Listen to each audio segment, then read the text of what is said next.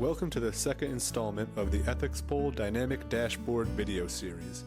This video will explore how a business leader can use the dynamic dashboard to analyze and draw valuable conclusions from the survey data. Let's say that I am a strategist at company XYZ.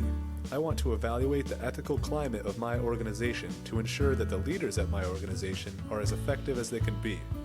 The EthicsPoll survey has been closed, the data has been uploaded to the secure EthicsPoll database, and now I am ready to start exploring the data using the dynamic dashboard.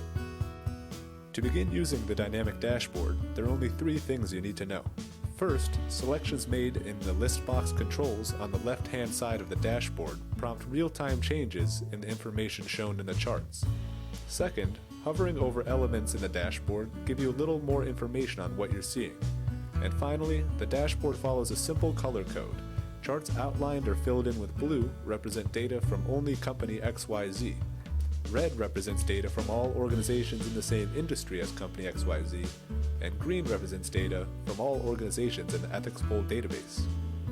Initially, I see that my organization has a better survey response rate than both the industry and overall averages.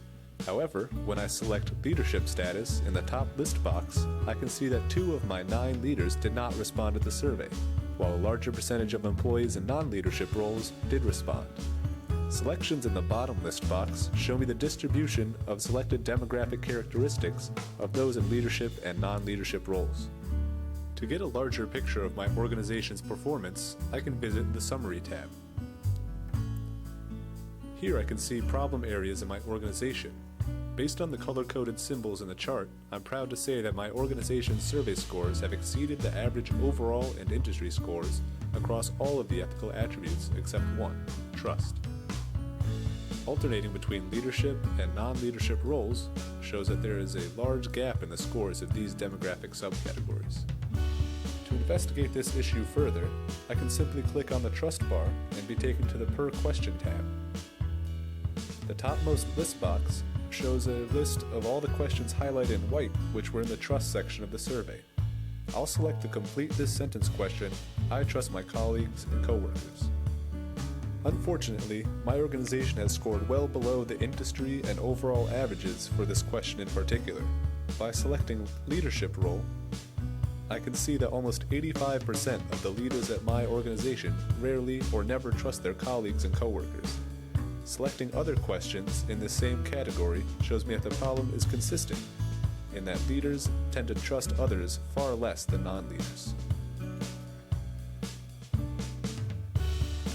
Not only that, but if I click the tab labeled Trust, I can see that 29% of those in non-leadership roles have had their trust broken by their leaders.